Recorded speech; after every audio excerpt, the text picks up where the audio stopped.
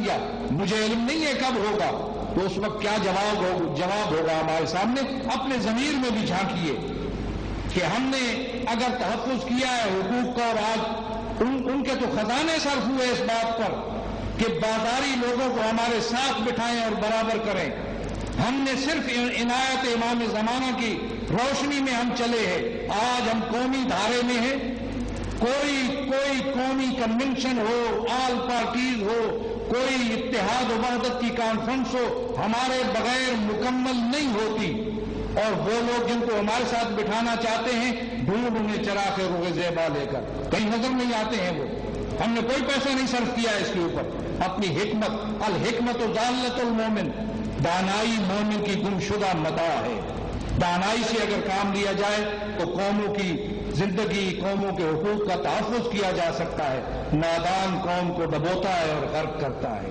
اس لیے میں سمجھتا ہوں ہم اب بھی ہیں، ہمارا کاسٹنگ رول ایک تھا اور اب بھی ہم کوشش کریں گے. اگرچہ ہمارے وسائل، ہمارے امکانات، ہماری صورتحال بہت کمزور ہے، لیکن اس کے باوجود ہم میدان میں. اور میں خاص اس حلقے کے حوالے سے ضرور بات کروں گا کہ ہم نے جیتا ہے، ہم جیتے ہوئے ہیں. اس حلقے میں بدماشی سے ہمیں ہرایا گیا اس حلقے کے اندر. اس لیے میں سمجھتا ہوں کہ اس حلقے کے لوگوں کو، اس حلقے کے ووٹروں کو اپنا کردار دوبارہ ادا کرنا ہوگا. میں کہہ چکا یہاں کے ساتھیوں کو، ووٹر شناختی کارڈ بنواؤ، ووٹر لسٹوں میں نام کا اندراج ہو. لوگوں کو یہ پیغام دو کہ مشن کے لیے ووٹ کاسٹ کرنا ہے آپ نے. مجھے کوئی فائدہ نہیں ہوگا اس سے، نہ آج تک میں نے کوئی فائدہ اٹھایا. میں نے تو لوگوں کو 2 امامیں بٹھائے سینٹ کے اندر کہ جب چلتا تھا فلم آتی تھی، جب خبریں آتی تھیں یا ان کی جب تصویریں سامنے آتی تھیں تو دنیا سمجھتی تھی کہ تشیع کی نمائندگی ایوان بالا تک موجود ہے. اور جب ہم کمزور ہوئے تو میں دیکھتا رہا کہ شاید کوئی ادارہ اٹھے گا کہ کوئی کسی کو کونسلر تو بنا دے گا. نہیں بنا سکے. اب بھی ہم نے کردار ادا کرنا ہے. میں دوسرے حضرات سے معذرت کے ساتھ سب کا تعاون چاہوں گا جو اپنی فیلڈ میں کام کر رہے ہیں مثبت انداز میں. ہماری ہمدردیاں ان کے ساتھ ہیں. میں کسی کے خلاف کبھی بات نہیں کرتا ہوں، کسی کو کنڈم نہیں کرتا ہوں، کسی کو رکاوٹ نہیں سمجھتا ہوں، اور کوئی رکاوٹ بن ہی نہیں سکتا. یہاں کتنی سازشیں ہوئی ہمارے خلاف، میں اس کا تذکرہ نہیں کرتا.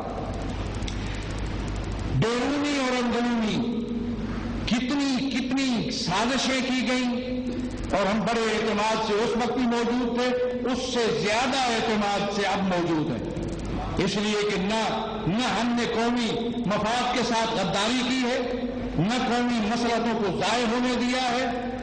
اس حالت میں کہ جب انہوں نے اپنے طور پر ہمیں کرش کر دیا ہے، اس حالت میں بھی قومی حقوق کا تحفظ ہم کر رہے ہیں کہ جب ایک پروفارما شائع کیا ہے ایک ضلع کے افسر نے کہ اجازت لو مسجد مجلس اعضا کی، لو شیعہ اجازت لے، تو میں یہاں سندھ سے لے کر پنجاب اور بلوچستان تک کئی دورے کرتے ہوئے میں لوگوں کو کہہ چکا ہوں کہ مت لو اجازت مجلس اعضا کی.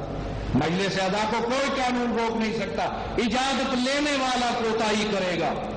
مجلس اعضا کی اجازت کی ضرورت نہیں ہے. آزاداری میں ہم آزاد ہیں، مجلس میں ہم آزاد ہیں. اور آج بھی، اور پھر اس کو واپس لینا پڑا پولیس افسر کو یہ اپنا حکم نامہ. اور میں سمجھتا ہوں کہ آئندہ بھی ایسی کوئی حرکت جو ہے وہ کامیاب نہیں ہوگی. میں نے بہت زیادہ شاید آپ کا ٹائم لیا. آپ کی حسن سماعت کا بہت بہت شکریہ. میں حاضر ہوں اگر کوئی سوال ہو تو.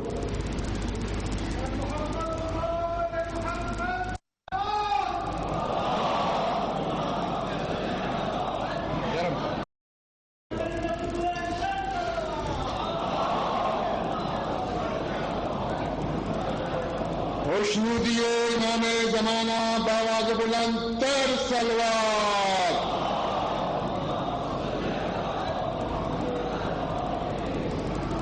اب میں جناب شاہد بدامی صاحب سے درخواست کرتا ہوں کہ وہ دائس پر آ کر لوگوں کے سوالات پڑھ کر آغا صاحب کا ہاتھ بڑھائیں. بر محمد و آل محمد صلوات.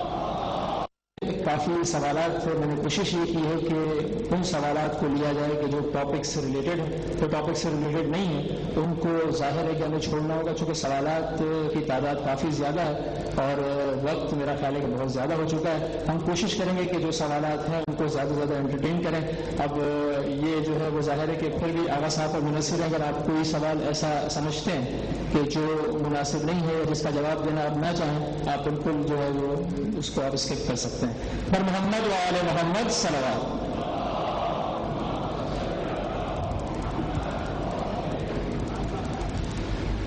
سلام کے بعد انہوں نے لکھا ہے کہ آپ نے بجا طور پر تعلیمی میدان میں ملت جعفریہ کے دوسری ملتوں کی نسبت پیچھے رہ جانے کی تشویش کا اظہار فرمایا.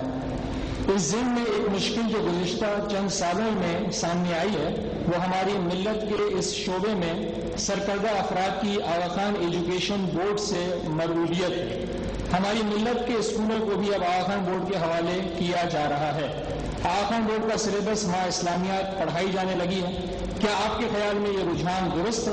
کیا یہ ایک استعماری ہتھ کنڈا نہیں ہے جسے ہماری ملت کے ذمہ داران درک نہیں کر رہے؟ برائے کرم اس مسئلے پر روشنی ڈالیں. میں سمجھتا ہوں کہ بڑی واضح سی بات ہے کہ اگر یہ لوگ یہ سمجھتے ہیں کہ اس سے ہماری قوم متاثر ہوگی ان کے نظریات سے یا ان کے افکار سے یا ان کے طریقہ کار سے، تو پھر اس قسم کی کا تعلق جوڑنا اور رابطہ پیدا کرنا درست نہیں ہے.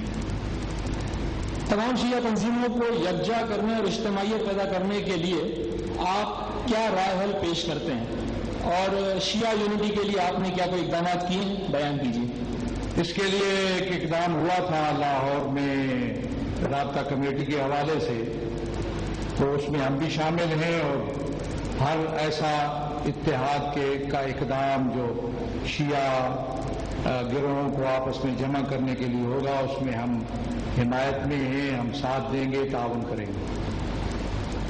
قومی اتحاد و ترقی کے لیے تنظیم سازی اور فعال پلیٹ فارم کے لیے قوم کس طرح کردار ادا کر سکتی ہے تاکہ ملکی سطح پر ملت اتحاد کے ساتھ اپنے مسائل کو حل کر سکے؟ میں سمجھتا ہوں کہ مثبت سوچ قوم کے جو تشیع کے جو اہداف ہیں پاکستان کے اندر وہ بڑے واضح اور روشن ہیں.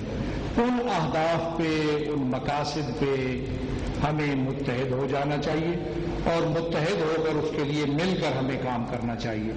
جہاں تک تنظیم سازی کا تعلق ہے، اس وقت تو ظاہر ہے ہم تو ایک مشکل میں ہے تنظیم سازی کے حوالے سے. ہماری کوشش ہے کہ ہم اس سلسلے میں قانونی جنگ لڑیں اور جب یہ صورتحال بہتر ہوگی تو انشاءاللہ پھر تنظیمی صورتحال بھی بہتر ہو جائے گی. جیسا کہ آپ نے فرمایا کہ ہماری قوم میں اجتماعیت کا فقدان ہے، اس سلسلے میں ہماری قوم کب سینٹرلائز ہوگی؟ جب تک قوم کے اندر موجود جید علماء کرام جو کہ ملت تشیع کے آبیاری کرنے اور رکھوالی کرنے والے ہیں، یہ خود آپس میں نا اتفاقی کا شکار ہوں گے، کیا اس کا کوئی حل ممکن ہے؟ میں نا اتفاقی کو تسلیم نہیں کرتا. میرا کہنا یہ ہے کہ مشن کے حوالے سے، مکتب کے حوالے سے، پاکیزہ اہداف کے حوالے سے کوئی اختلاف موجود نہیں ہے.